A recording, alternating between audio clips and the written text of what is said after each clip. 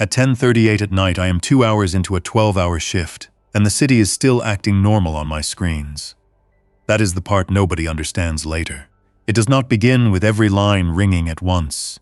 It begins with a woman whispering from a bathroom in an apartment over a laundromat. It begins with a man calling from a gas station because a stranger is standing near pump 4 with one shoe missing. It begins with a patrol officer asking for an ambulance for a bite wound, then sounding embarrassed because he cannot explain why the suspect will not stay down.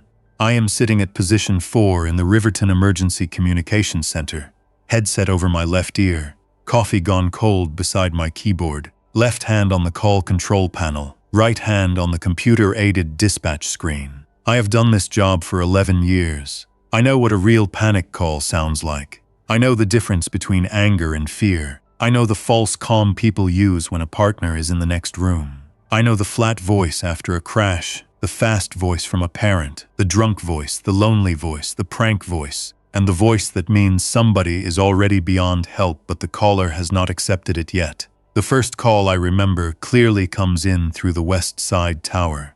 The automatic location fills in before the voice reaches me. 7th Street, above Denny's Wash and Fold, Unit 3. The caller's name shows from the phone account, but the woman gives a different name. She says, "My husband is outside the bathroom door." I ask for the address because I always confirm. Even when the screen is sure, she whispers it. I ask if he has hurt her. "No," she says. "Not yet, he is just standing there." I hear a knock in the background, not a fist, a dull contact skid in her forehead against a hollow core door, one hit, then another. Slow, no words. I ask if he has a weapon. "He does not need one," she says. "He came home from County General. He was supposed to be at work. He has blood on his shirt." I told him to sit down. He tried to put my hand in his mouth. That is strange. But strange is not rare at night. People on drugs bite. People in mental crisis bite. People with head injuries act wrong. People with low blood sugar do things that sound impossible until a paramedic gives glucose, and the person starts apologizing. I enter domestic disturbance, possible medical, possible assault. I give it priority too. I tell her to stay behind the locked door. I ask if the door swings inward or outward. She says inward, good. I tell her to sit with her back against it if she can. I send 2 police units and emergency medical services to stage nearby until police say it is safe.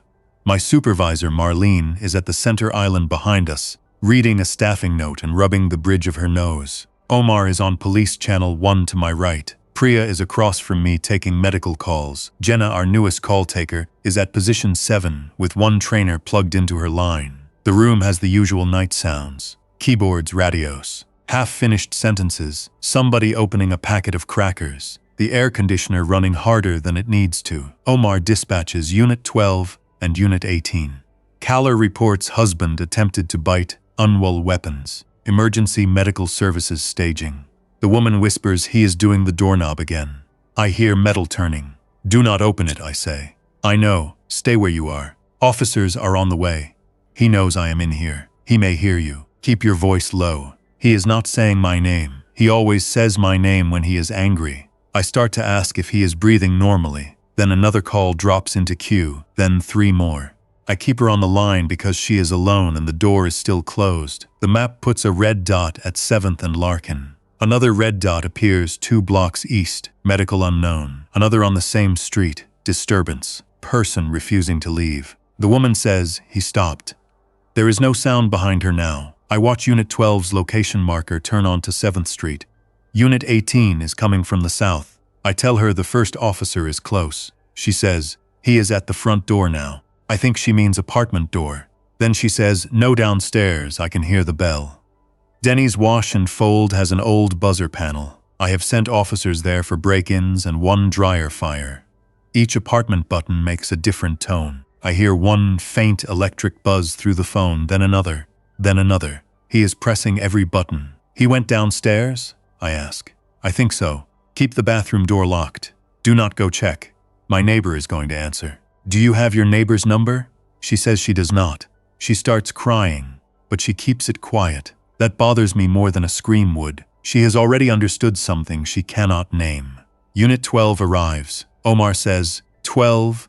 Caller states subject may have moved downstairs to lobby, pressing buzzers. The officer answers with routine boredom. Copy checking. I hear the woman say, "Someone let him in." Then the call disconnects. I call back. It rings. No answer. I mark the call still active and add notes. Subject moved through building. Caller disconnected. Possible danger to neighbors. I do not think zombie. Nobody thinks zombie at 10:42 at night. I think bad drugs, hospital discharge, domestic assault, maybe a psychotic break. I think we need police through the front and emergency medical services waiting until somebody tells us the man is restrained. At 10:44, the gas station call comes in from a clerk on the north side. He says a woman is standing between pump 3 and pump 4 in a hospital gown. Her wrist has a band on it. She keeps trying to swipe a library card at the pump. A customer tried to help, and she bit his wrist. "Is the customer with you now?" I ask. "He is in his truck. He says he is fine." He is yelling at her. "Tell him to stay inside his truck. Do not let anyone approach her." He is not listening. In the background, I hear the clerk slap the glass. He shouts, "Sir, get back in the truck. Sir, do not touch her." Then a male voice outside yells, "Lady, what is wrong with you?" The clerk says, "Oh, damn it. Ace." I ask if he is safe. I am inside. Doors locked. Keep them locked. She is walking at him. Is she armed? No, she is just... He stops. She is chewing. I do not ask him to describe it. I already know enough to send police and emergency medical services. I use person bitten, possible altered mental status. I put notes for officers. Subject in hospital gown, possible patient from county general. I do not say infection. I do not have the authority. I do not have the facts. Marlene stands behind me, reading over my shoulder. She says, "Do not editorialize. Altered mental status only." I wrote possible patient, I say. "That is fine, no speculation." The clerk says, "The truck guy fell." I type faster. At 10:46, a line opens from a child. Shell phone, no service account name. Location bouncing between apartment buildings near East Holman. The boy whispers, "My grandma is in the hallway." Priya glances at me because child calls do something to the room. Everybody hears the pitch, even through another person's headset. I switch my voice down. "What is your name?" "Evan." "How old are you, Evan?" 8. "Are you safe right now?" "I am in the closet." "Good, stay there." "Is the closet door closed?" "Yes." "Can you lock it?" "No." "Is there furniture you can push against it?" He goes quiet. I hear movement, small and careful. A scrape, then he says, "My toy box. Good job. Plill it in front of the door if you can, quickly." My grandma was dead. That sentence enters the room and stays there. I ask where his parents are. His mother is at work. His father lives somewhere else. His grandmother was taken by ambulance earlier because she collapsed at dinner. He does not know which hospital. Then she came back. He heard the elevator. He heard her keys. The keys kept hitting the door because she could not put them in the lock. He opened the door because it was Grandma. "Did she hurt you?" I asked. "No." I ran. "Did she bite you?" "No." "Are you sure?" "She got my shirt." "Is your skin broken?" "No." "Stay in the closet. Do not open the door even if she says your name. She is not saying it right." "What do you mean?" "She keeps saying the start." I write the words in the call notes, then stare at them. Routine fragments, repeated syllable, returned from hospital. Attempted bite. Omar dispatches police. He has already sent units to 3 calls on East Holman. He has a backlog of noise complaints and fights, and now each one has a note with bite, confused, hospital, or hallway. I am not scared yet, I am alert. There is a difference. Scared comes later when the system asks me to give instructions I know may get somebody hurt. At 10:51, Unit 12 calls from Denny's Wash and Fold. Dispatch 12. "We have one male in the lobby. He is not following commands. Show me contact." Omar answers, 12, copy contact. A second later, Unit 12 says, "Dispatch. He has blood on his face, scarred emergency medical services in." Omar tells the ambulance to move from staging. I see the ambulance icon start rolling. Unit 18 says, 12, watch his hands. Then both units transmit at once. Not words, radio strain, a chair dragged or kicked. Someone says, "Get off." Someone else says, "He bit me." The air in the room changes. Omar sits forward.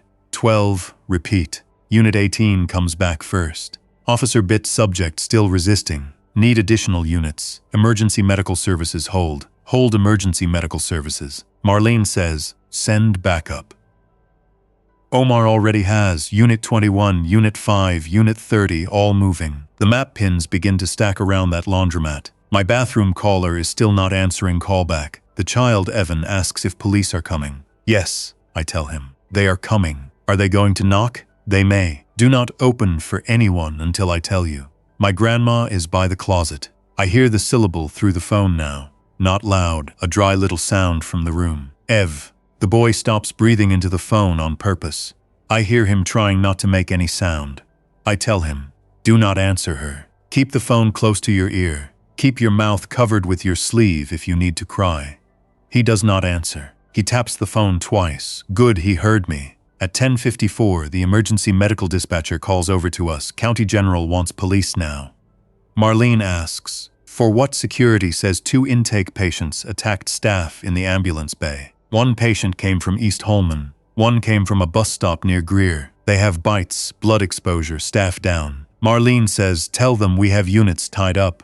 Already did, they are still asking.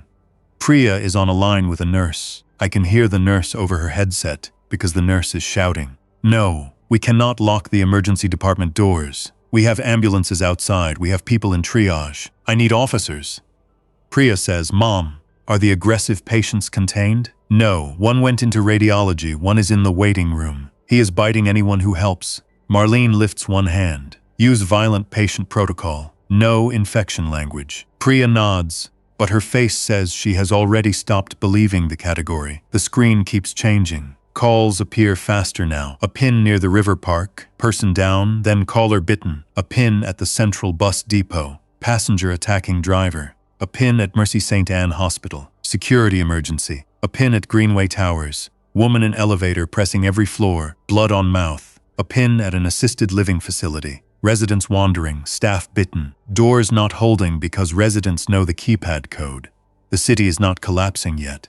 People are still ordering food. Traffic cameras still show cars at red lights. The police radio still uses normal language. But the call map has a shape now.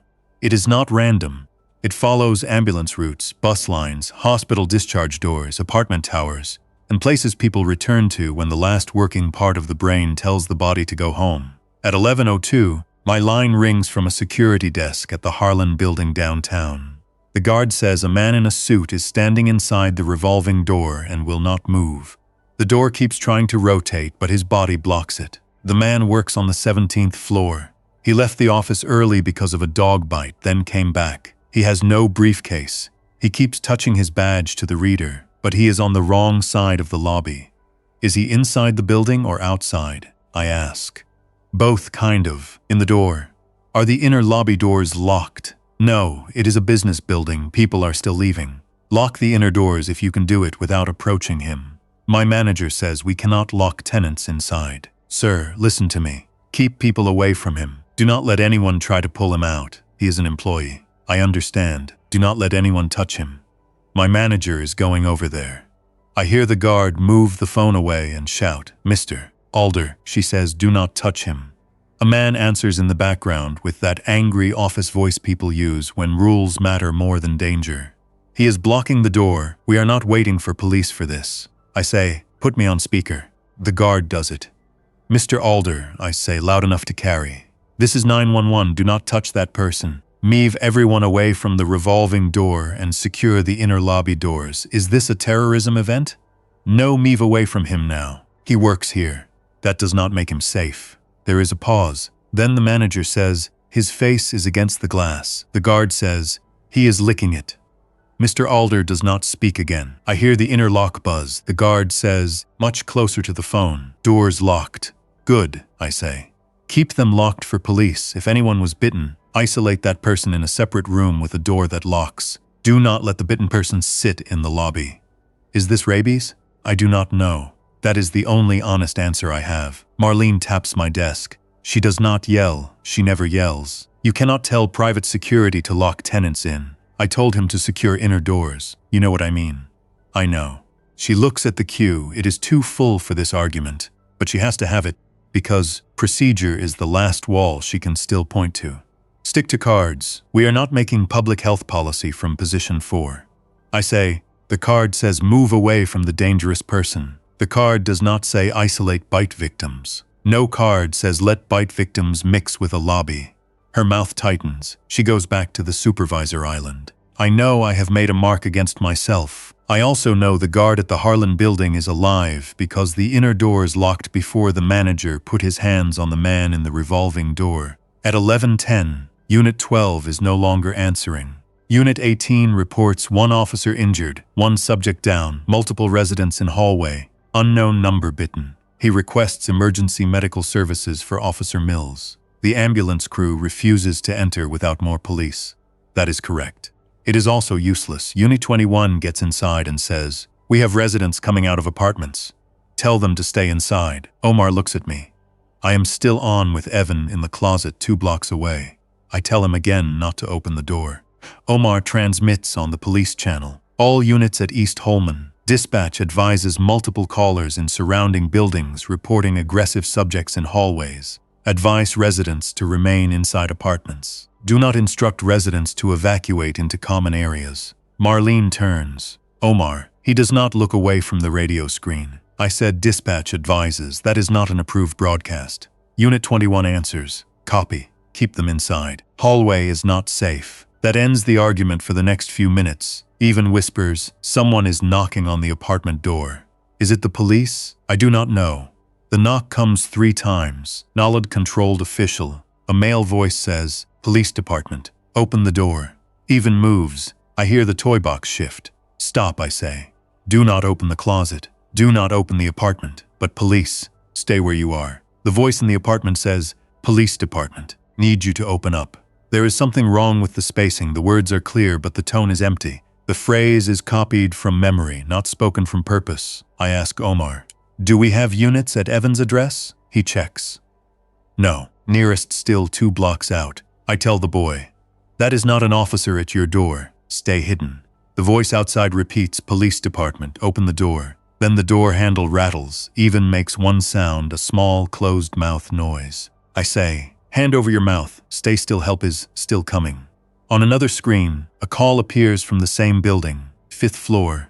Caller reports an officer standing outside apartment doors, uniform torn, not responding, saying the same sentence. I send the update to the call. Possible injured officer moving through building.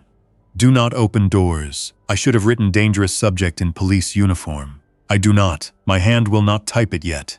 At 11:19, the first citywide advisory comes through from the watch commander. It is not an emergency alert to the public. It is an internal message routed to police, fire, and emergency medical services. Reports of multiple assaultive subjects exhibiting altered mental status and biting behavior. Use caution. Request emergency medical services staging until scene secure. No confirmed public threat. Media inquiries to Public Information Officer. No confirmed public threat. I read it twice. The queue has 56 waiting calls. Jenna's trainer, Luis, takes over her line because she has a caller screaming from a minivan at a drive-through pharmacy. Jenna is pale and frozen with her hands above the keyboard. Luis presses the mute button, says, "Stand up," and takes the headset from her. She stands behind him with both hands over her mouth. The caller at the pharmacy says her brother was discharged from County General with a bandage on his arm.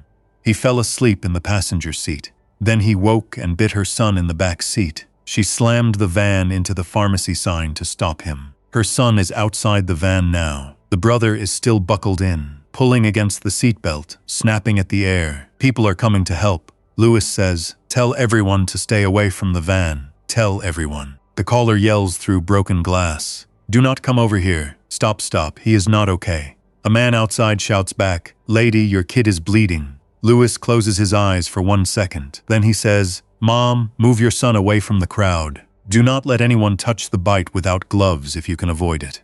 Keep pressure with clean cloth if available. Police and emergency medical services have been sent."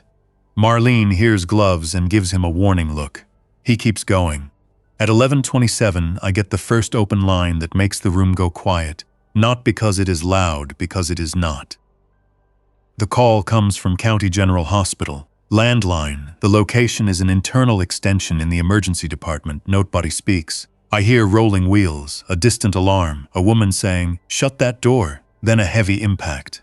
The phone is on a counter or floor. Another voice says, "He was dead, I checked him." Then an electronic door chime repeats. Somebody is pressing the staff entrance button over and over. I say, 911, what is the address of your emergency? No answer.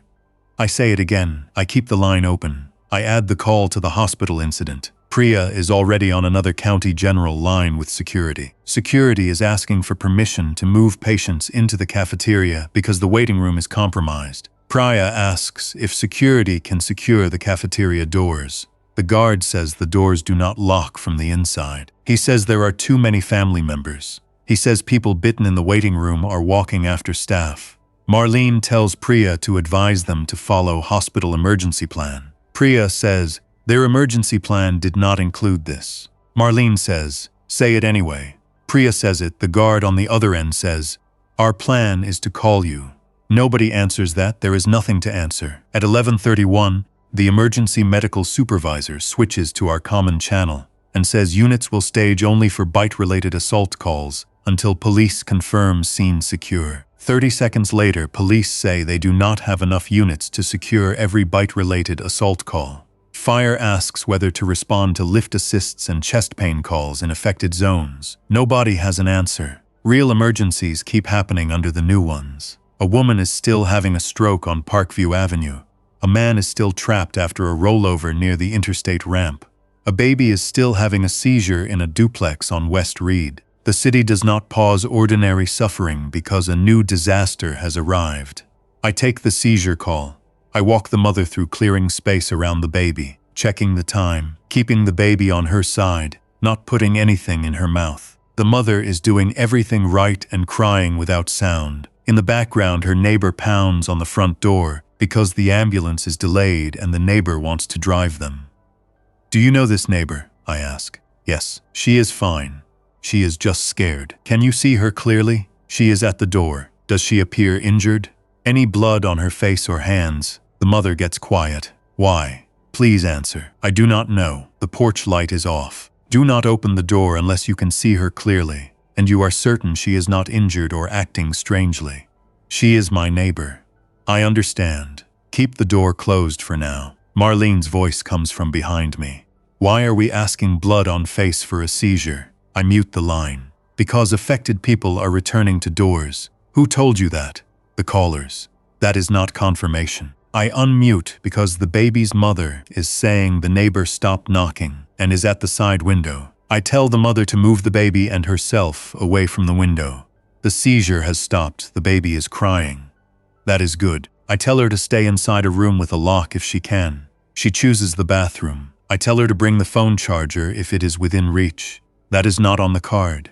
I say it anyway. At 11:40, the call map no longer looks normal to anyone. The incidents are not spread evenly. There are clusters around County General, Mercy St. Anne, East Holman, the bus depot, the University Late bus stop, 3 pharmacies, 2 apartment towers, and the police district parking garage. People go where they already know how to go. People in uniforms return to duty doors. Patients return to homes. Family members return to family. Workers return to badge readers and loading docks. Drivers keep driving familiar routes until a crash stops the car. The infected are not smart. That matters. Later, people will argue about this. On that first night, from my chair, I can tell the behavior is not planning. It is leftover routine. A man who worked maintenance still pulls handles. A nurse still pushes through a staff door. A grandmother still tries the elevator button for her floor. A police officer repeats the last command he gave. A child hears enough of a familiar voice to trust it. That is why people die. Not because the infected can trick anyone on purpose, because people complete the missing part themselves. At 11:46, Chief Dispatcher Nolan comes in from home. He is still wearing a golf jacket over a dress shirt. He goes straight to Marlene and asks for a summary. She gives him the official version first. Multiple assaultive subjects, biting behavior, hospital incidents, police injuries, emergency medical services staging backlog increasing. He says, public health notified?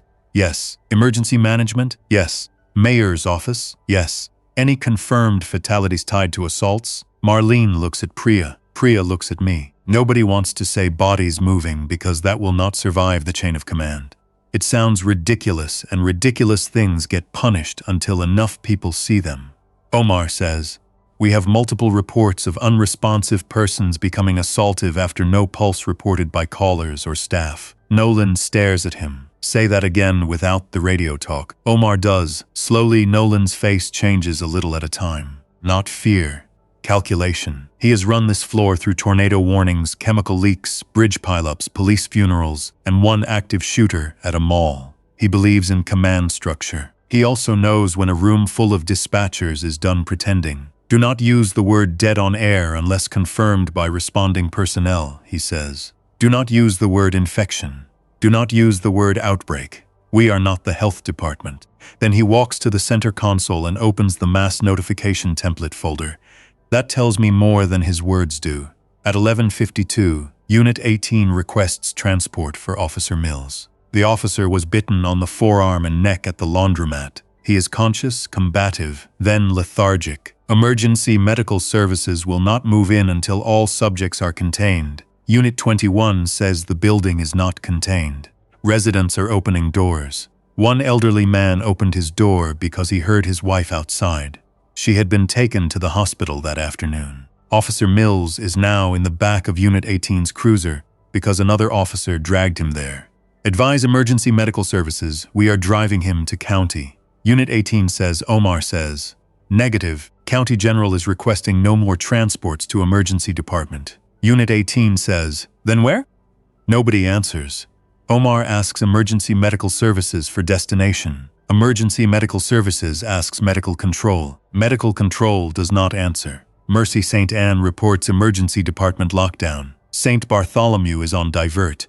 Riverton Children's has security concerns and will not accept adult bite patients. The radio fills with correct statements that do not help anyone.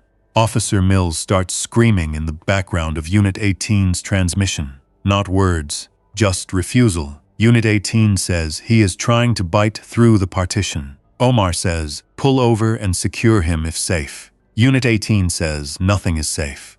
That sentence goes out over the recorded radio channel. Everyone hears it. Nobody corrects him. At midnight, the public still has no alert. At midnight, I am on a call with a man in Rivergate Towers who says his wife is standing outside their apartment door and typing the old door code into the keypad. Their building changed codes 6 months ago. She died at Mercy St. Anne an hour before. A doctor called him. He drove to the hospital. Security would not let him in. He came home. Now she is outside with no shoes. Can you see her through the peephole? I ask. Yes. Is anyone with her? There are others in the hallway. How many? Maybe 8, maybe 10. Some are neighbors. One is from maintenance. Is the door solid? Yes. Do not open it. Move furniture against it if you can do that quietly. Film containers with water if you have them near you. Keep your phone charged. Stay away from the hallway. He says, can you send police? I have created the call. Units are aware. That does not mean yes. No, I say. It does not. He accepts this faster than I expect. People know when you are lying. He needed one honest sentence. He says, my daughter is asleep. Wake her quietly. Bring her into a room without hallway windows if you have one. She is 6. Tell her it is a safety drill. He says, we do fire drills. Use that. He goes off the line for 10 seconds. I hear him whispering to the child. He does it well. No panic voice, no extra explanation. Just shoes, blanket, bring your tablet, stay quiet. Then he comes back and says, my wife is saying our daughter's name. I ask, clearly? No. Wrong, but close. Do not answer. She would never hurt her. I do not say your wife is gone. I do not say that is not your wife. I do not know the medical truth, and cruelty does not help.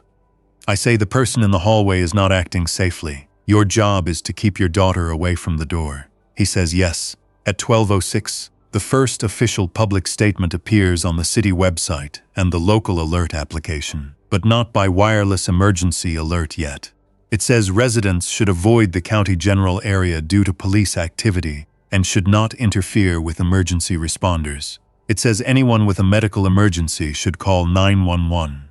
We all look at the queue. 112 waiting calls. Nolan reads the statement and says, not enough.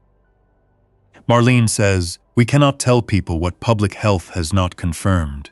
Nolan says, I know. He does not send anything else. At 12:11, I get a call from a bus driver on Route 16. He is parked halfway across the right lane on Granby. Hazard lights on.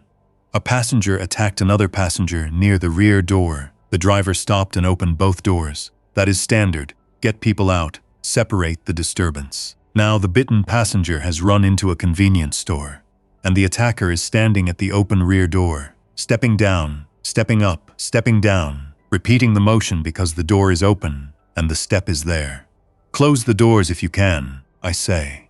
I cannot close the rear door with him in it. Can you move away from the driver area? I have the shield.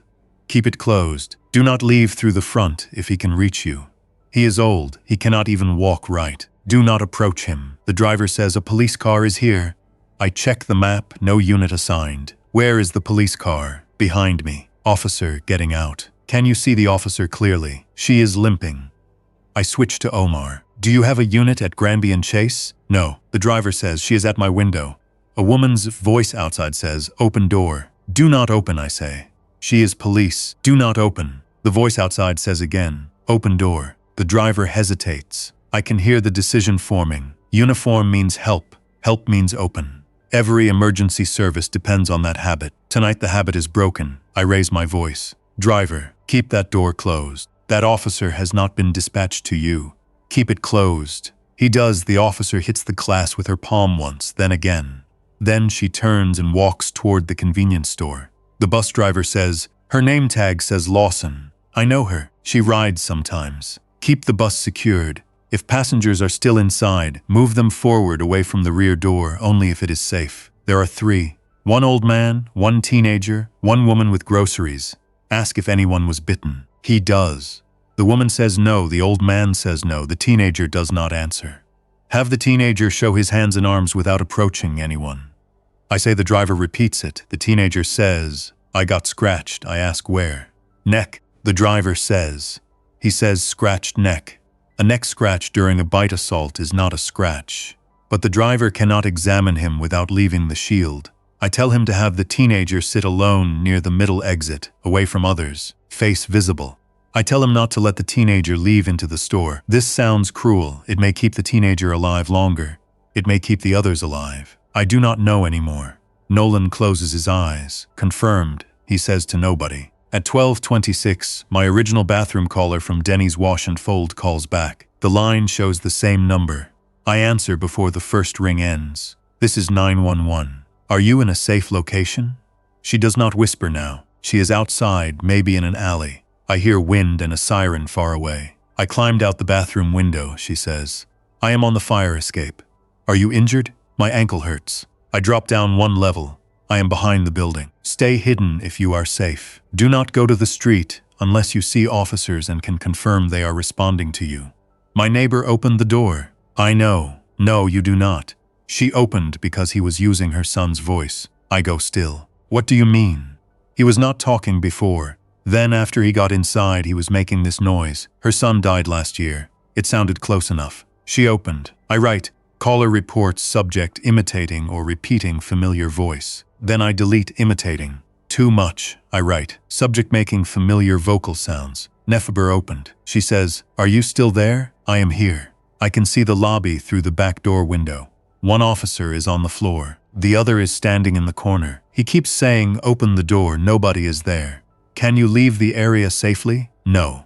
There are people in the alley. How many? 3, maybe 4. 1 is wearing scrubs. Stay on the fire escape if it is stable. Move up if they notice you. Do not climb down into the alley. I cannot stay here all night. I know. That is becoming my most used sentence. I know. It means nothing and still helps more than a false promise. At 12:35, Public Health joins the command call. We hear only Nolan's side, but his voice tells us enough. No, he says no. Not only animal bites, no. Not isolated to 1 hospital. Yes. Staff injuries, yes. Multiple reports of deceased patients becoming assaultive. No, we cannot verify everyone. Yes, officers are injured. No, emergency medical services cannot transport all bite victims. Yes. Callers report familiar out behavior. No, I do not know what that means medically. He stops talking and listens for a long time. Then he says, Doctor, with respect, my callers are the data. Marlene looks at him, so do I. The room is still loud, but for 2 seconds I feel less alone. At 12:41, a man calls from a 2-story house near the university. His roommate came home from a party with a bite on his hand. The roommate washed it, laughed about it, drank half a bottle of sports drink, then fell asleep on the couch. 20 minutes later, he attacked another roommate. The caller and a woman are in an upstairs bedroom with the door locked. The injured roommate is in the hallway. The first roommate is downstairs, hitting walls. Was anyone bitten in the bedroom with you? I ask. The man hesitates. Sir, I need a clear answer. My friend Tessa got bit on the shoulder. Is Tessa conscious? She is sitting on the bed. She says she is fine. Put distance between yourself and Tessa if you can do it safely. She can hear you. I understand. Tessa, this is the dispatcher. I need you to sit on the floor away from the door and away from your friend. Keep your hands where he can see them. Tessa says, I am not one of those things. I believe she believes it. That does not change anything. I say you are injured and we do not understand the risk yet. This protects both of you. She says, he is going to leave me. The man says, I am not. The hallway door handle moves. I tell him to wedge furniture under the handle if the door opens inward. He says it does. I tell him to use a dresser if he can move it. He and Tessa argue for 3 seconds because the dresser is heavy and she wants to help. I tell her not to help. Her injured shoulder may bleed more. That is true. It is also an excuse to keep her from the door. Marlene hears only part of it and starts toward me again. Nolan lifts one finger from the supervisor island. Not now, she stops. At 12:50, the city sends a wireless emergency alert. The wording is weak, but it is the first crack in official denial. Public safety emergency in Riverton. Stay indoors. Avoid hospitals unless life-threatening emergency. Do not approach injured or aggressive persons. Call 911 for immediate threats. The alert hits every phone in the room half a second apart. A chorus of tones. Then the call queue jumps from 148 to 209. People call because the alert scared them. People call because the alert gave language to what was already at the door. People call because the alert told them not to go to hospitals after they had already loaded a bitten relative into the car. People call from cars in hospital lines. People call from parking garages where the elevators keep opening on floors with nobody safe waiting. People call from kitchens, bathrooms, rooftops, laundry rooms, security booths, buses, police cars, and one church basement where a support group has locked 5 bitten people inside a nursery because the nursery has a half door. I answer one after another. I do not remember every name. I remember details. A woman in a high-rise has tied 3 dog leashes around her apartment door handle and the refrigerator handle. She asks if that is enough. I tell her to move a table too, because refrigerator handles break. At 1:12 in the morning, the first caller says zombie. He is a college student on the roof of a dorm. He says this is zombie stuff. You know that, right? I say, tell me what is happening. No, say it. You guys know. What is happening at your location? He laughs once. It is not humor. My resident assistant got bit. He died. Then he got up. Then he used his key card on the stairwell door. He still has the card on the lanyard. He does not know what it is. But his hand keeps hitting the reader and it opens. We blocked it with vending machines. He is still doing it. Are you safe on the roof? For now. How many people are with you? 23. Maybe 24. One girl got bit. Is she separated? Separate her now. Use distance. Do not hurt her unless she becomes aggressive, but do not let her stay in the group. She is my friend. Then give her space before people panic and hurt her. He repeats that to others. They yell at him. Someone calls me a liar. Someone says the bitten girl is cold. Someone says she is praying. Someone says she is not breathing right. Then the student comes back and says, she agreed. She is by the utility shed. Keep someone watching from a distance. With what? Light voice. Anything, do not stand close, he says. I hate you, I know. He does not hang up. That is the thing. People hate the person who says the practical sentence, but they keep the line open because the practical sentence may be the only rail left. At 1:20, Officer Lawson from the bus call appears on 3 more calls. A convenience store, a dry cleaner, a parking lot. She is moving along her old patrol path. She stops at business doors, knocks once or twice, says open door, and moves on if nobody opens. The bus driver stayed alive because he did not open. The convenience store clerk does not. We get his open line after the alarm company calls in glass break. At 1:28, Unit 18 arrives at the Emergency Communications Center with Officer Mills. I do not know that right away. I am on a call with Rivergate Towers, the father with the 6-year-old daughter. The hallway outside his apartment is full. The building fire alarm has started because someone pulled it on the 9th floor. The alarm tells residents to leave. My instructions tell him to stay. He says, the alarm says evacuate.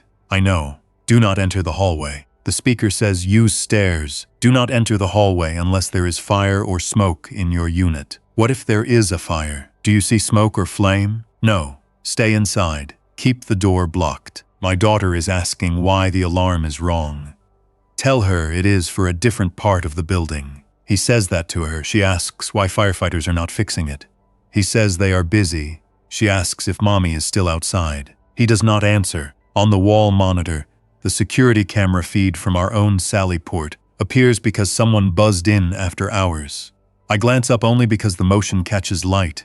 Unit 18's cruiser is at the lower entrance. 2 officers are helping a third person out of the back. One of them is Officer Mills, though I do not know his face well. His sleeve is wrapped in towels. His head hangs forward. He moves, but not with cooperation. Our center is in the basement level of the Public Safety Annex, 2 floors below the administrative offices, 1 floor below the police district locker rooms, connected to the garage by secure corridors and badge doors. It is safer than most places. No windows on the call floor. Reinforced doors, backup generator, water storage, food vending machines, security cameras. We run severe weather and police emergencies from here. We are supposed to stay even when everyone else leaves. That assumption dies before 2 in the morning. Marlene sees the camera and says, "Why are they bringing him here?"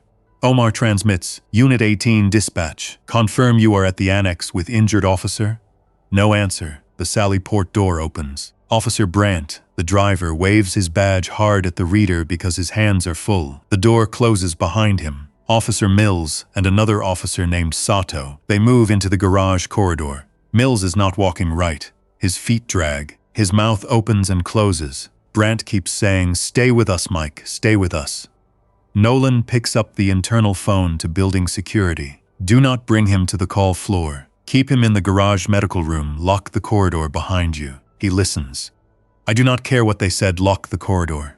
He hangs up and calls the watch commander. Marlene says, "This building is secure." Nolan says, "It is secure until we import the problem." I finish with Rivergate.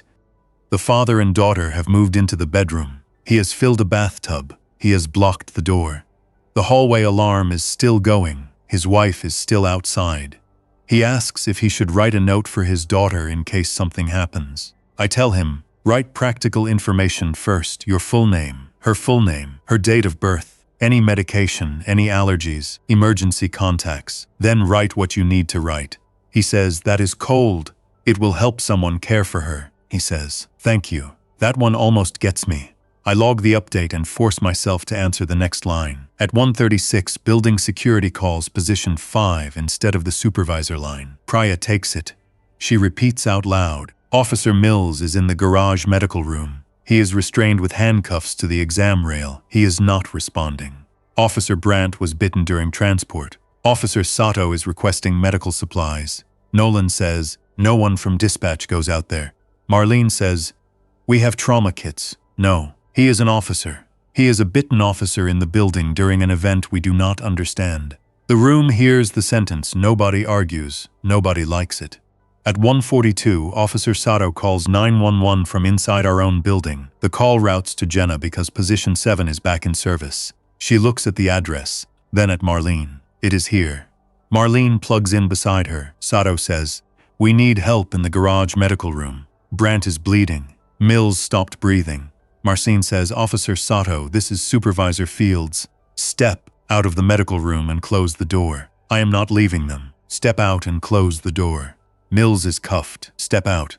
In the background, Brandt says, Mike? Then a hard metallic rattle comes through Sato's phone. The exam rail handcuffs. Another rattle. Mills makes a wet clicking sound. Sato curses, then apologizes without thinking because he is talking to dispatch. Marlene says, Sato, leave the room now. Sato says he is awake. Marlene says leave. The line fills with movement. A chair tips. Brandt yells. Sato says Mike, no. Then the call drops. Nolan walks to the door leading from the call floor to the administrative hallway and checks the badge reader. He does not open it. He just checks the light. Green locked it from our side. For the first time all night, I look at the exits instead of the screens. We have the main stairwell, the administrative corridor, the equipment room, and the service exit through record storage that leads to the alley behind Municipal Court. The service exit is alarmed, but not badge-controlled from inside. Most employees forget it exists because fire drills use the main stairwell. I know it because I used to smoke years ago, and Luis showed me where the old break area had been before the city banned smoking on property. At 1:47, the watch commander orders the building sealed internally. Nobody enters the call floor without supervisor approval. Garage corridor locked, administrative stairwell locked at basement. Police units instructed not to bring injured persons into the annex. The order is 10 minutes late. At 1:51, the call queue hits 300. The phones do not care that danger is downstairs. The lines keep ringing. The map keeps filling. The software keeps assigning incident numbers in clean sequence. Every new call gets a number, a type, a location, a timer. That is what the system does. It names the emergency, then counts how long nobody has reached it. At 2:03, the city sends a stronger alert. Remain indoors, lock exterior doors. Do not open doors for anyone behaving abnormally. Even if known to you, avoid contact with blood or saliva. Separate any person with a bite injury. Emergency response is delayed citywide. Someone in the room says, finally. Someone else says, too late. Both are right. At 2:08, my headset battery warning chirps. A tiny normal problem. I swap it at the charging cradle. My hands shake once when the old battery sticks. I stop, press the release properly, and seat the new one. No. Just a small failure of fingers. I take another call before I sit fully down. A woman is trapped in an elevator at Greenway Towers with her brother. The elevator stopped between floors. Her brother was bitten outside a club. He is sweating, then cold, then angry. The emergency phone in the elevator routes to building maintenance first, then to us, because maintenance did not answer. How long since the bite, I ask. Maybe 40 minutes. Is he conscious? He keeps asking where we are. Is he restrained? No, he is my brother. Move to the opposite corner. Keep the phone between your face and the wall so he cannot grab it easily. Do not put your hands near his mouth. Stop saying that. I need you to hear it. He is sick, yes. He is scared, yes. He would not hurt me. He already has an injury from someone who should not have hurt him. Stay back. She does not answer. Her brother says her name, perfectly clear. Present, not a fragment. That makes it worse. He is still there enough to be believed. He says, I am cold. She says, I know. He says, come here. I say, stay in your corner. She says, he is crying. Stay in your corner. The elevator phone scrapes against the wall. She whispers, I cannot just watch him. You are not helping him by getting close. He is my little brother. I hear fabric. She moves. He says, thank you. Then the line explodes into a short fight. I do not need details. The phone swings, hits metal, and dangles. She screams once, then the scream cuts off into effort. The elevator alarm rings because somebody hit the button. I keep the line open until building security calls from the lobby and says the elevator is stuck, and people in the lobby are trying to pry the doors. I tell security not to open it without police. He says the woman's mother is downstairs demanding access. I tell him to keep her back. He says, you tell her. I do. She calls me evil. Shikuri keeps the doors closed. At 2:16, the garage camera shows Officer Sato in the corridor. He is alone. His left hand is pressed under his right arm. Blood on uniform. Not a lot visible through the camera, but enough. He walks from the medical room toward the dispatch corridor door. The door is locked. He badges it. The reader flashes red because command disabled garage access. Omar sees him first. Sato is at the corridor. Nolan picks up the wall phone and calls the corridor intercom. On the camera, Sato flinches at the speaker. Sato, Nolan says, you cannot enter the call floor. Are you bitten? Sato looks up toward the camera. He nods once. Nolan closes his eyes. Can you secure yourself in the interview room to your left? Sato shakes his head. He presses the intercom button. His voice comes through the room's speakers, thin and distorted. Brandt is gone. Mills broke his hand getting out of the cuff. He is in the garage. Marlene says, Jesus. Sato says, I got the medical room door closed but not locked. I do not know where Brandt went. Nolan says, "Go into the interview room and close the door. We will send help when we can." Sato laughs once. "You are dispatch. You know nobody is coming." Nolan does not lie. "I need you away from the call floor door." Sato says, "I know." He goes into the interview room. He closes the door. There is a small rectangular window in it. He sits in the chair farthest from the door and puts his duty belt on the table. Then he folds his hands in front of him. For 3 minutes he is a man waiting. Then I have to stop watching because my line rings again. At 2:23, a caller from the police parking garage says an officer is moving between parked cruisers and trying door handles. Not running, not searching with purpose, just trying handles. The caller is a records clerk hiding under a desk in the vehicle inspection office. She came down to get a file before the building sealed. Now she cannot reach the stairwell. "Is the office door locked?" I ask. "It has a push lock." I locked it. "Can it be opened with a key from outside?" "Yes." "Does the officer have keys?" "All officers have keys." I look up at the camera. The garage has blind spots near the fleet vans. Officer Mills is not visible. "Can you move anything against the door?" "A filing cabinet, maybe." "Do it quietly if you can," she says. "I have a letter opener. Keep distance from the door. Do not stand in front of it. I am not a fighter. You do not need to fight if the door holds." "What if it does not?" I pause for less than a second. "Too long," she says. "Okay. I heard that. I need you to look for another exit from that office. There is a small window into the parts cage. Can you fit?" "No. Maybe if I break the frame." "Do not make noise unless the door starts to fail." The key enters her office lock while I am talking. She makes a sound that is not a word. "Move away from the door," I say. "Now." She crawls. I hear carpet, paper, metal. The lock turns. The door opens a little and hits the filing cabinet. Officer Mills pushes. The cabinet holds for one push, then another. The records clerk starts whispering a prayer. I tell her to stop whispering if she can. Sound may pull him. She clamps down on it. The pushing stops. A key ring jingles again outside her door. Then Mills moves away. The camera catches him 30 seconds later near the exit gate, dragging 1 foot, keys in hand, trying them against a storage closet. The clerk stays under the desk until 3 officers from outside make it into the garage through the ramp and draw him away with a cruiser siren. That works for 12 seconds. Then every infected person near the garage moves toward the sound, including Brandt from behind a fleet van. The officers retreat. The records clerk is still in the office when the camera feed goes out at 2:47.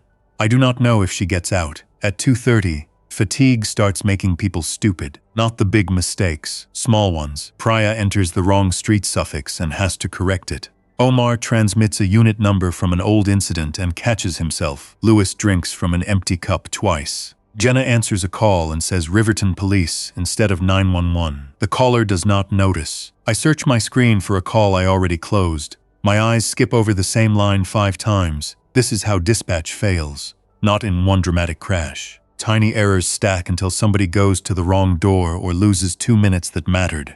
Marlene orders water and protein from the emergency cabinet.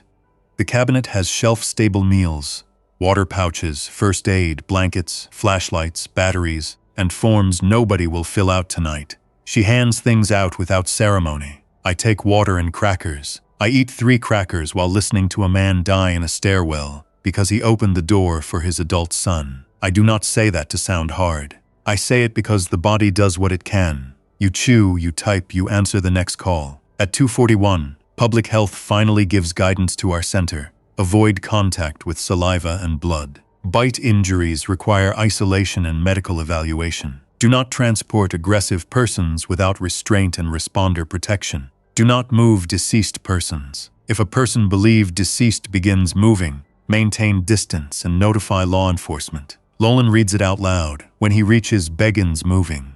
Nobody reacts. We are past surprise. The words are late, but they are something we can point to when supervisors ask why we changed instructions. Marlene prints the guidance and tapes it to the center island. Her hands are steady. She looks at me after she tapes it and says, "You were early." I say, "I would rather have been wrong." She nods once. That is all. It is enough. At 2:54, I take a call from a man driving his bitten wife to Mercy St. Anne because the alert said avoid hospitals unless life-threatening.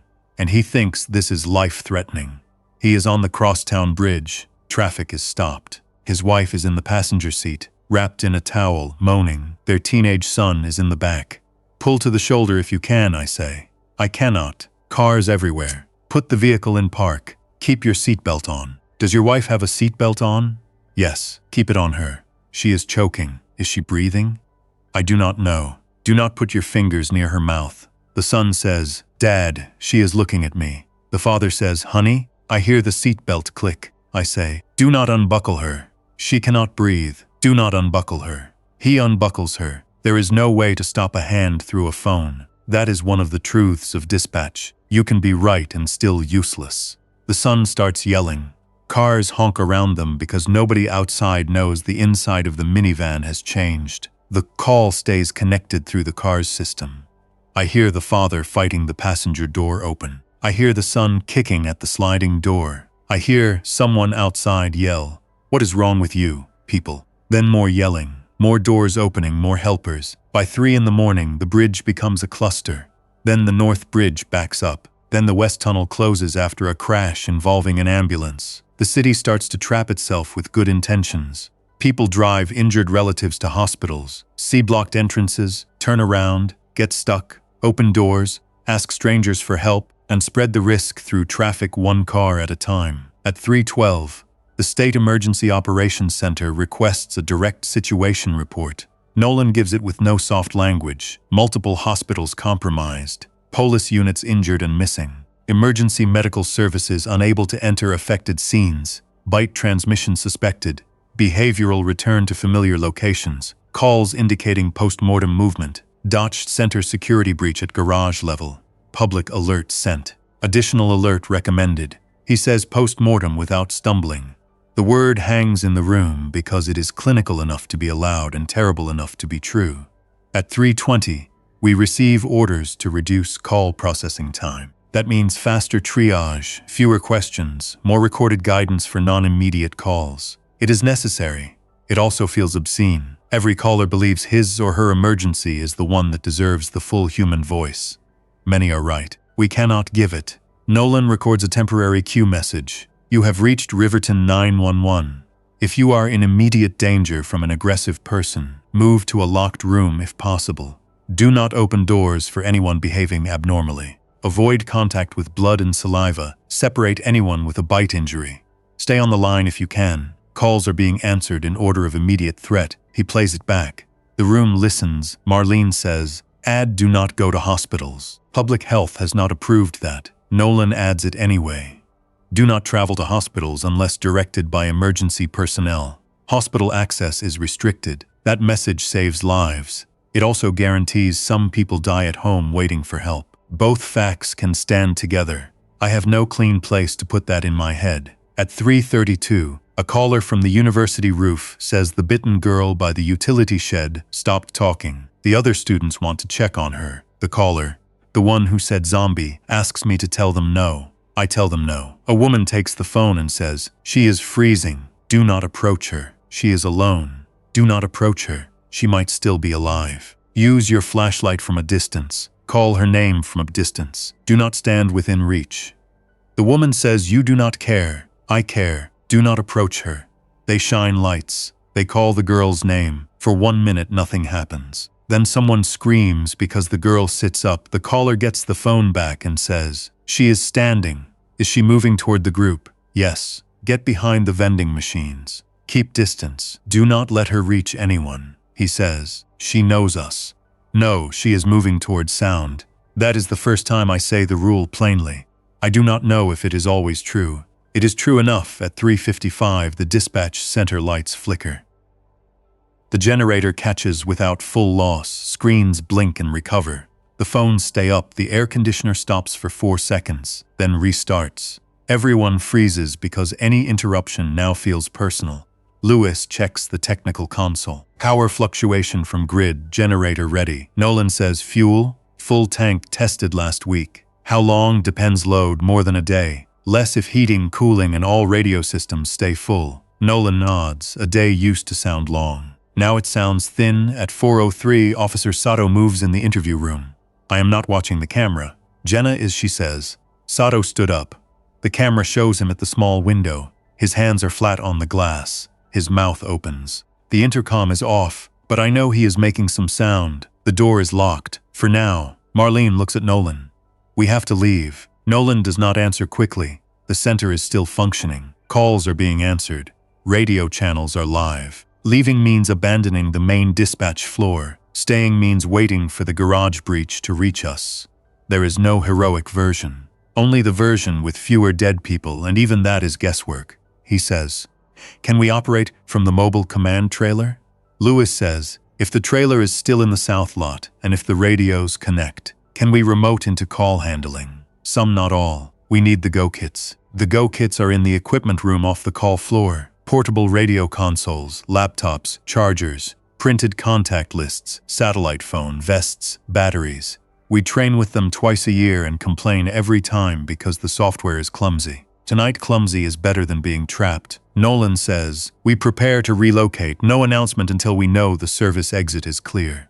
Marlene assigns names. Lewis and Omar get Go Kits. Priya and I keep answering. Jenna starts printing active priority incidents because paper does not crash when a network cable gets cut. Brad from position 2 checks the service exit camera. It shows the record storage hallway, the alarm bar, and a slice of alley beyond the outside door. No movement, the alley light works. At 4:12, another public alert goes out. Stay indoors. Do not open doors for familiar persons who are injured, confused, repeating phrases, or behaving abnormally. Avoid elevators and shared hallways. If bitten, isolate from others and call emergency services. Do not travel unless directed. This one is closer to the truth. It has arrived after too many doors opened. At 4:18, I take what I think will be my last normal call on the floor. It is from an old man on West Reed, the same street as the baby seizure earlier. He says his wife has dementia and walked out the back door. He cannot find her. He is worried because of the alert. I ask when he last saw her. 10 minutes ago, maybe 15. What is she wearing? Pink robe, slippers. She answers to Carol. Are your doors locked now? The back is open. I am going to look. Sir, do not go outside. She is my wife. I know. Look from windows first. Turn on exterior lights if you can do it from inside. Call her from a window. Do not walk into the yard. She gets confused. Other people outside may be dangerous. You cannot help her if you are attacked. He is quiet. Then he says, there is someone by the shed. Can you see who it is? No, pink robe maybe. Does she respond when you call? He calls. His voice breaks on her name. In the background, a shape moves through leaves or trash. He says, Carol, come to the porch. No answer. Sir, stay inside. She is coming. Is she walking normally? No. Do not open the door until you can see her clearly and she responds normally. She is at the porch. He starts unlocking the door. I say, stop. Keep the door closed. She is scared. Look at her face. Is she injured? He does not answer. The lock clicks. The door opens. A long silence follows. Then he says, very calmly, that is not Carol. The line disconnects. I sit with my hand still on the keyboard. I have no note good enough. I write, caller open door. Line disconnected, possible unsafe subject at residence. It is accurate. It is nothing. At 4:22, the garage corridor door alarm activates. Not the service exit, the garage corridor. A forced door alarm, on camera. The door between the garage and lower administrative hall shakes in its frame. Something on the other side is pushing it. Maybe one person, maybe more. The lock holds. Then another camera shows Brandt in the lower hall, meaning he found a way through the medical room side access, or an office door someone forgot. He is still in uniform. His radio microphone hangs from his shoulder. Every few seconds it hits his chest and transmits a burst of open static on Police Channel 2. Omar says, that open mic is Brandt. The police channel fills with static, steps, fabric noise, and then Brandt's recorded voice from his own body camera or radio playback repeating a line from earlier. Stay with us, Mike. Stay with us. Units on the street hear it. Who has open mic? Omar locks Brandt's radio out from the console. The static stops, the memory of his voice does not. Nolan says, we are relocating now. No speech, no pep talk. Everyone moves. Luis throws Go Kits onto rolling chairs because the carts are in the equipment room behind a stuck door. Omar slings 2 portable radios and keeps his headset on. Priya prints the hospital status board. Jenna carries water pouches and the active incident stack. Marlene takes the emergency binder, the satellite phone, and a heavy flashlight. Nolan opens the recorded message panel. He looks at me. You have the best Q voice. I do not want that job. I do it because he is right. He points to the script. Make it plain. The phones keep ringing. The old Q message is still playing. I sit back down at position 4. For a few seconds, my body refuses the chair because leaving is already in motion. Then training takes over. I open the emergency recording window. My name badge hits the desk. I leave it there. I press record. This is Riverton Emergency Communications. A severe public safety emergency is underway. Emergency response is delayed citywide. Stay indoors, lock exterior doors. Avoid shared hallways, elevators, parking garages, and hospital entrances. Do not open doors for anyone behaving abnormally, even if the person is known to you or wearing a uniform. Do not approach anyone who is injured, confused, repeating phrases, biting, or attempting to enter homes or vehicles. Avoid contact with blood and saliva. If someone has been bitten, keep distance. Isolate the person behind a closed door if possible, and do not move the person into a shared space. If you are in immediate danger, move to a locked room, block the door. Stay quiet and keep your phone charged. Calls are still being received. Help may not arrive quickly. Stay alive until safe contact can be made. I stop. The room is silent except for ringing lines and the forced door alarm. Nolan says, use it. I activate the message for overflow and non-answered calls. It will not save everyone. It is better than music and apology. At 4:28, we leave the call floor. The hardest part is not the fear. It is taking off the headset. A dispatcher's headset is not just equipment during a shift. It is the job. It is the line between somebody alone in a bathroom and someone who knows she exists. I remove mine and place it on the console. The line at position 4 rings again before I stand. The caller identification field fills with an address I know from earlier. Rivergate Towers. The father with the daughter. I almost answer. Priya sees my hand move and says, no, one word. Correct. Brutal. I stand. We move through the equipment room. Lewis opens the inner door with a physical key because the badge system is glitching. The room smells of dust, plastic cases, and warm electronics. He grabs 2 more batteries. Omar holds the hallway door and listens. The forced door alarm continues behind us, lower and distant through concrete. Something hits metal in the administrative hall. We do not check what. Record storage is narrow, lined with rolling shelves full of old permits, police reports, traffic records, and boxes marked for destruction. The city kept paper for years because nobody wanted to approve disposal. Now the shelves make a corridor nobody on the garage level can see. Jenna drops the active incident stack. Papers slide across the floor. She says, no. Marlene crouches and helps grab them. Nolan says, leave what you cannot carry. Jenna picks up half, the rest stay. A burglary call from 11 at night, a stroke call, a trapped elevator, a welfare check. Each page has a person attached. We leave them because paper weighs something and time weighs more.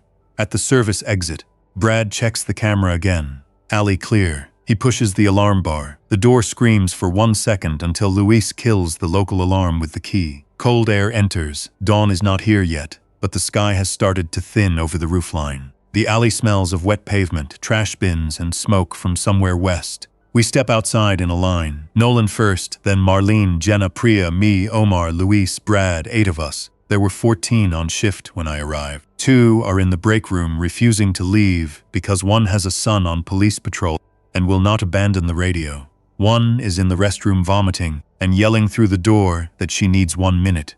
We do not have 1 minute. A supervisor from fire dispatch stayed behind to keep Fire Channel open from the far console.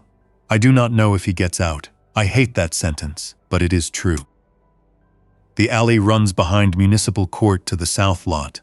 The mobile command trailer should be there. We move without flashlights at first. The alley light is enough. Nolan carries the satellite phone. Omar has a portable radio turned low. It whispers with units calling for help, units not answering. Dispatch tones still going out from the system we left behind. Halfway down the alley, a woman in scrubs steps from behind a dumpster. Everyone stops. She is not lunging. She is standing with one hand against the brick. Her badge says County General. Her hair is stuck to one side of her face. Her mouth is clean. Her hands are not. Marlene says, Mum, stay where you are. The woman says, I work triage.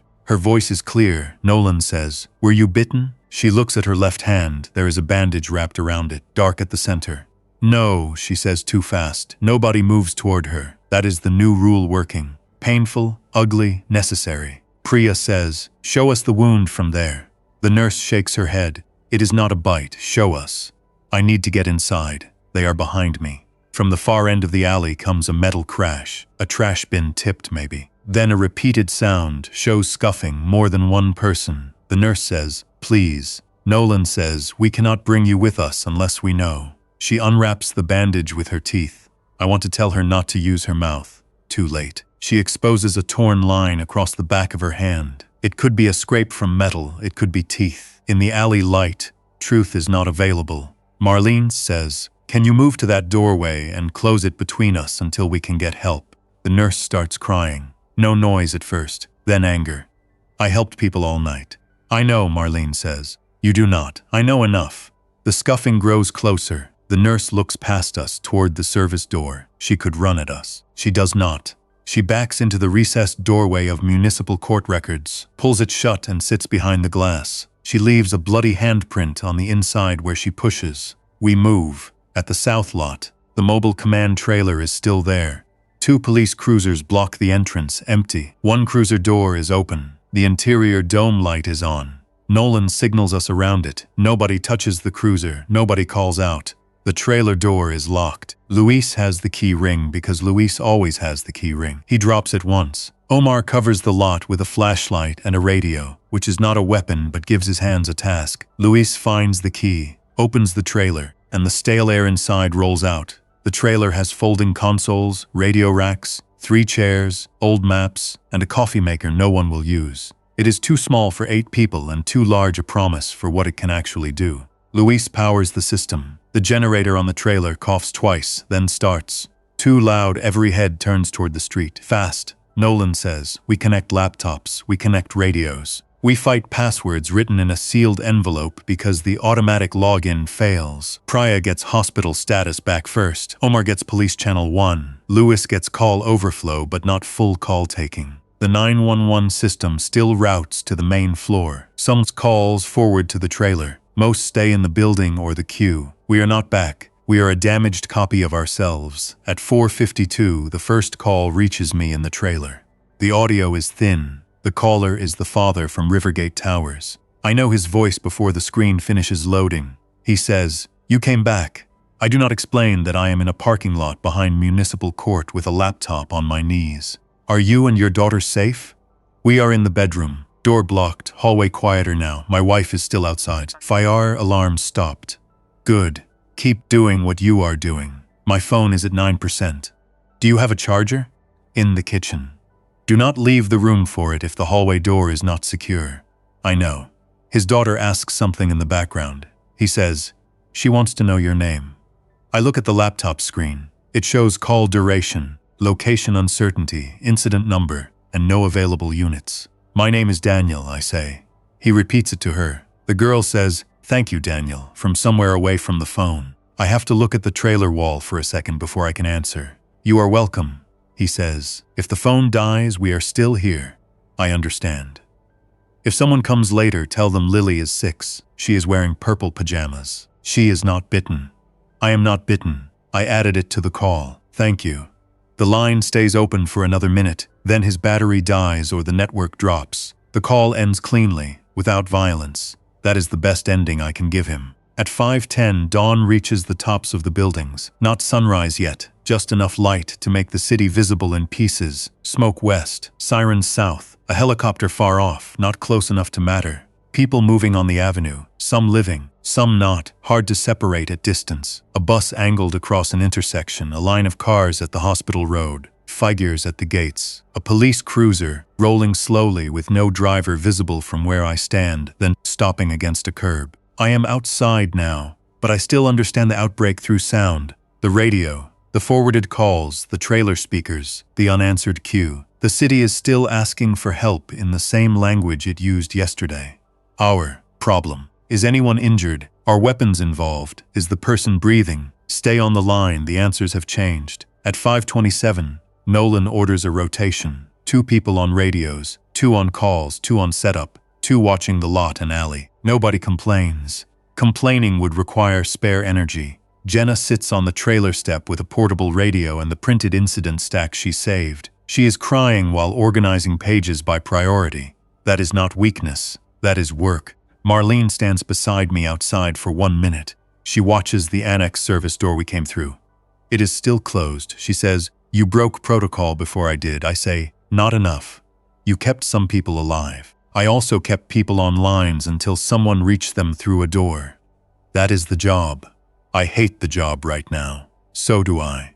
Then she goes back inside and answers a hospital channel with the calmest voice in the county. At 5:43, the main call floor stops transmitting internal status. Lewis tries to ping the consoles. No response from positions 2 through 8. Position 1 still shows powered but no operator. The overflow message remains active. My recorded voice is now answering more people than I am. That should feel good. It does not. It means the room is empty or worse. Omar tries the internal camera system. Some feeds load. The call floor camera appears for 3 seconds. My old headset is still on position 4. The screen in front of it is full of waiting calls. The chair is turned slightly from when I stood. Behind the supervisor island, the far door to the administrative hall is open. Then the feed drops. Nobody says anything. At 6:05, the state takes partial control of dispatch routing for Riverton. Calls begin forwarding to neighboring counties, state police, and our trailer when lines are free.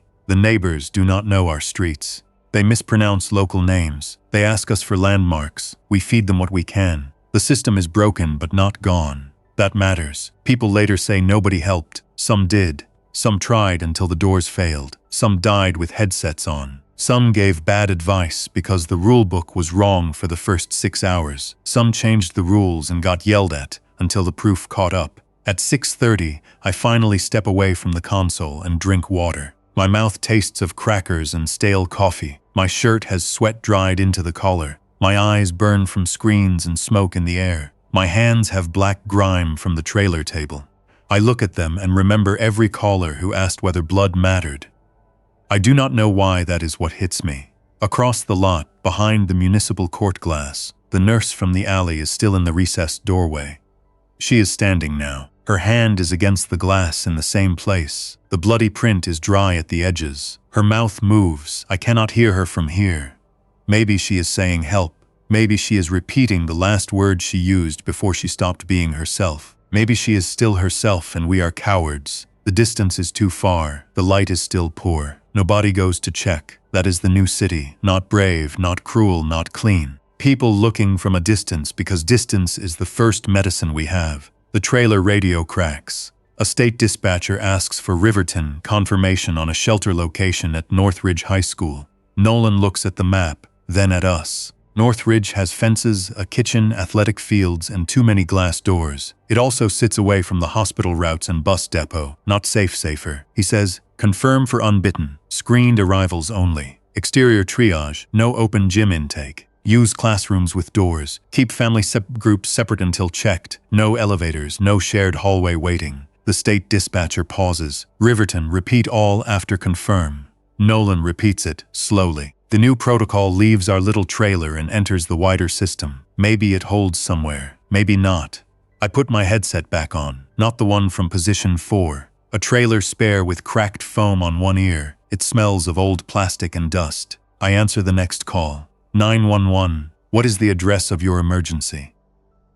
A woman says she is in a pantry with 2 kids. Her husband is at the back door. He knows the spare key code. He keeps entering it wrong, then right, then wrong. The lock keeps beeping. She asks if she should talk to him. I look at the call map on the laptop. It is slower than the main system, but it still draws the city 1 point at a time.